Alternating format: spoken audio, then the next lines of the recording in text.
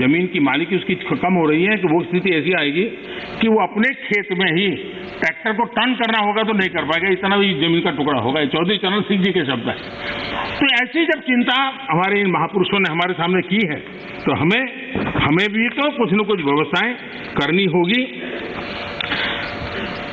हमें इस आजादी के बाद हमारे देश में 28% खेतहर मजदूर थे, 28% लैंडलेस लेबरर थे।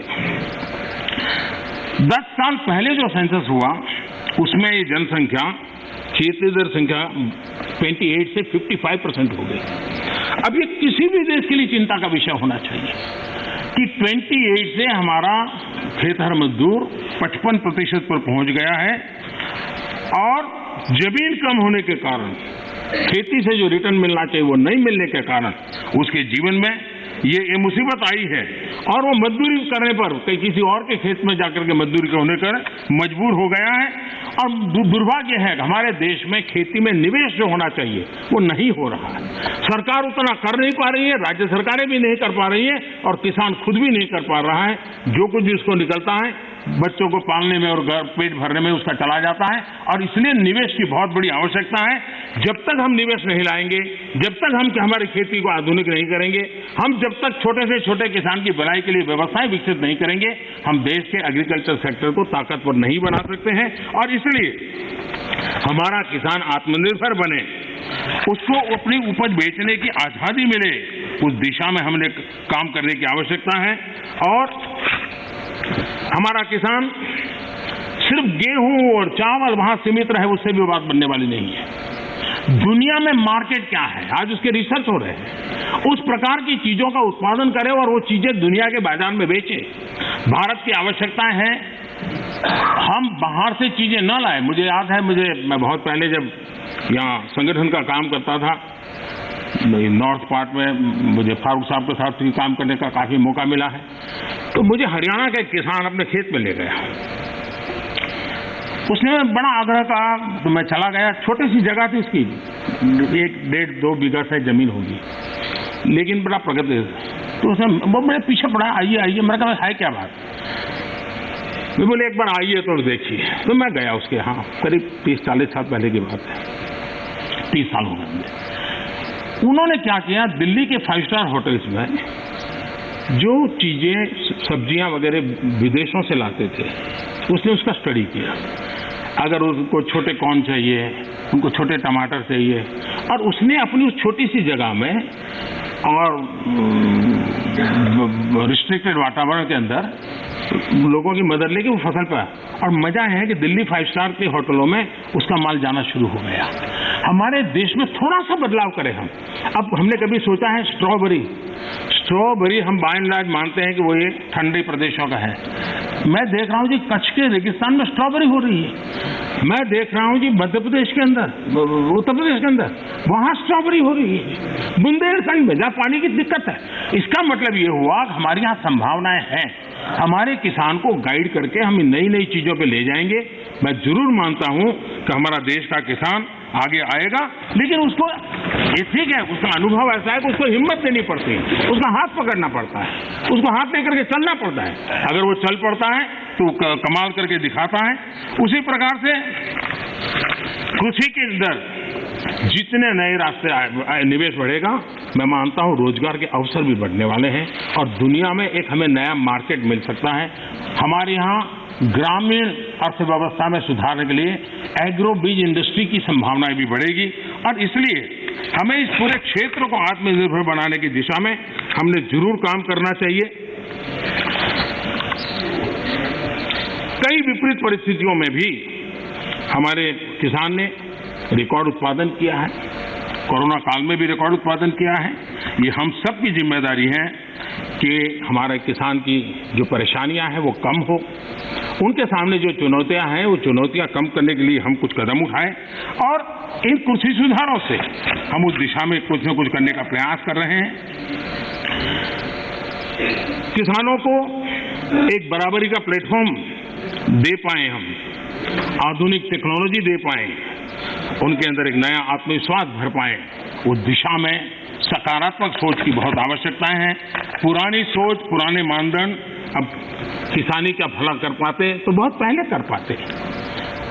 सेकंड ग्रीन रिवॉल्यूशन की हम बातें कर ली, हम एक नए तौर तरीके लिए आगे बढ़ने की, और सबको चिंतन करिए, राजनीति का विषय नहीं होना चाहिए, ये देश की भलाई के लिए बहुत आवश्यक है। मिल बैठ करके उसको हमने सोचना चाहिए। सभी दल चाहे सत्ता में हो या विपक्ष में, ये हम सबका दायित्व है, और हमें 21वीं सदी में 18वीं शताब्दी की सोच से हमारे एग्रीकल्चर सेक्टर को हम उसकी चुनौतियों को पूरा नहीं कर सकते हैं, उसी को हमने बदलना होगा। कोई नहीं चाहता है कि हमारा किसान गरीबी के चक्कर में फंसा रहे, उसको जिंदगी जीने का हक न मिले।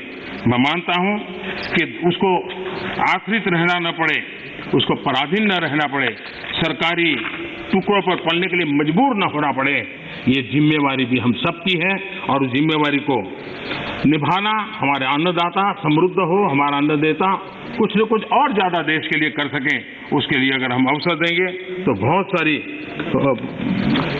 सरदार वल्लभ भाई पटेल एक बात कहते थे, वो कहते थे स्वतंत्रता प्राप्ति के बाद भी यदि परतंत्रता की दुर्गंध आती रहे तो स्वतंत्रता की सुगंध नहीं फैल सकती। जब तक हमारे छोटे किसान को नए अधिकार नहीं मिलते तब तक पूर्ण आजादी की उनकी बात अधूरी रहेगी।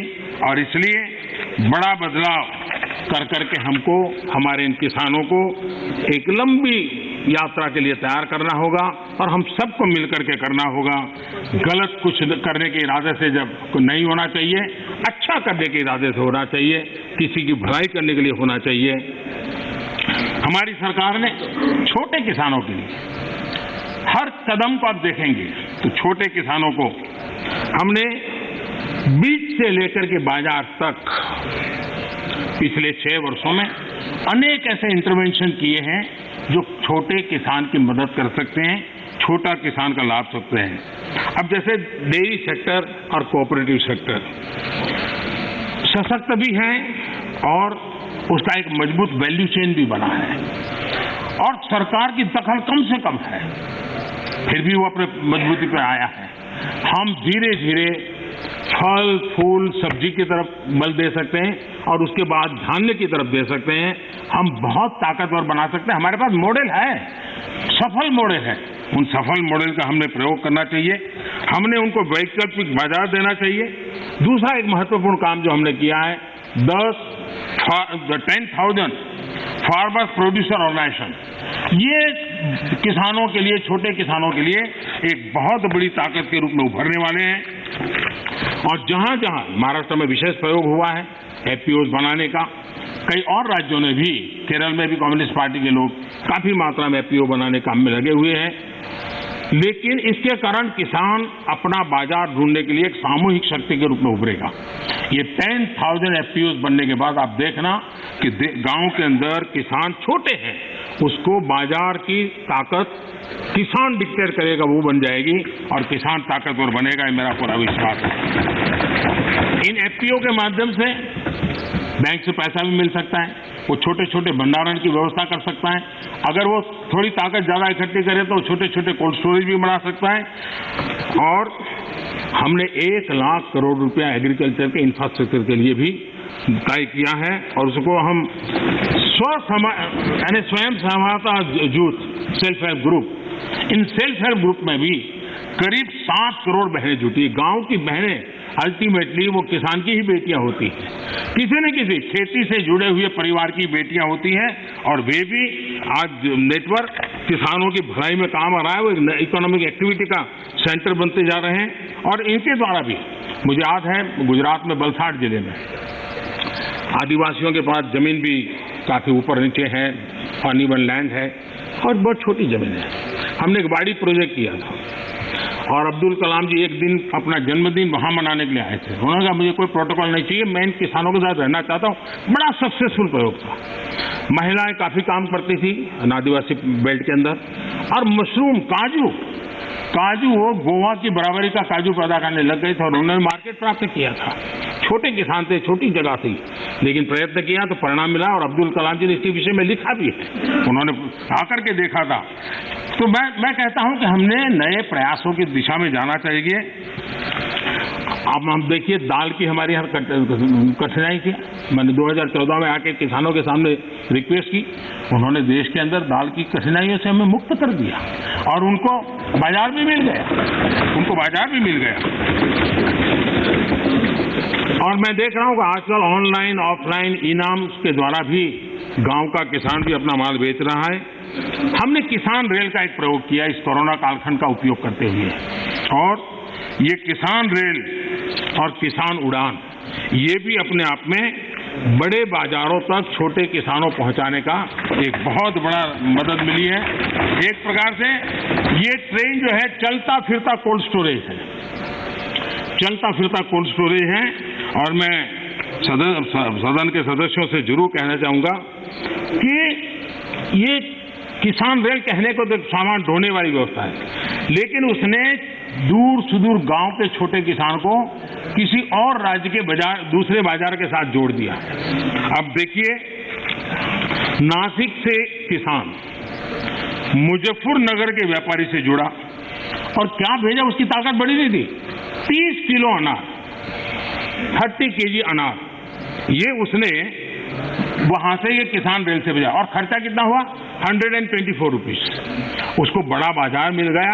ये 30 किलो इतनी छोटी चीज है कि शायद कोई कुरियर वाला भी नहीं ले जाता, लेकिन ये व्यवस्था थी तो यहां का किसान वहां तक जाकर के अपना माल बेच पाया है। उसी प्रकार से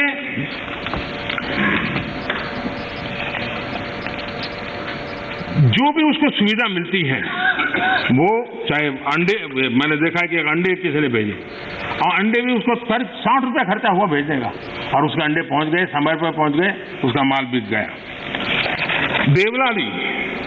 देवलाली का एक किसान 7 केजी उसकी कीवी, उसको उसने दानापुर भेजी, भेजने का खर्चा 62 रुपीज हुआ, लेकिन उसको 7 किलो की कीवी का अच्छा बाजार मिला और दूसरे राज्य से जाकर के मिला।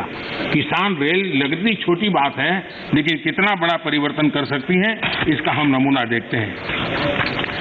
माननीय अध्यक्ष जी, चौधरी चरण सिंह जी ने एक किताब लिखी है, भारत की अर्थनीति।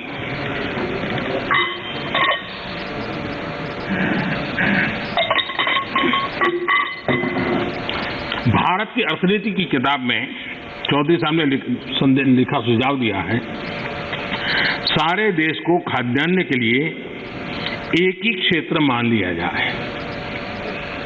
दूसरे शब्दों में, देश के एक भाग से दूसरे भाग में लाने जाने के पर कोई प्रतिबंध न हो। ये चौधरी चरण सिंह जी की किताब का कोट है। कृषि सुधारों, किसान रेल, मंडियों को इलेक्ट्रॉनिक प्लेटफॉर्म, ई-नाम, ये सारी चीजें हमारे देश के किसानों और से छोटे किसानों को एक बहुत बड़ा अवसर देने के प्रयास के भागरूप हो रहा है। माननीय अध्यक्ष जी, जो लोग इतनी बातें करते हैं, सरकार इतने सालों तक चलाई है, मैं नहीं मानता उनको किसानों की दिक्कत का पता नहीं था या उनको समझ नहीं थी। पता भी था, समझ भी थी, और उनको मैं उन्हीं की बात आज याद कराना चाहता हूं। ये मौजूद नहीं है, मैं जानता हूं, लेकिन देश के लिए समझना बहुत जरूरी है। मैं एक कोट पढ़ता हूं। The state took initiative to amend their state APMC act in the year 2005 itself, providing for direct marketing, contract farming, setting up of a private market, consumer farmer markets, e-trading, and notified the rules in 2007 to implement the amended provision. In fact, 24 private markets have already come up in the state. ये किसने कहा था? ये APMC act बदल लिया है। इस बात को कौन गर्व से कह रहा था? 24 ऐसे बाजार बन चुके हैं, इसका गौरव कौन कर रहा था?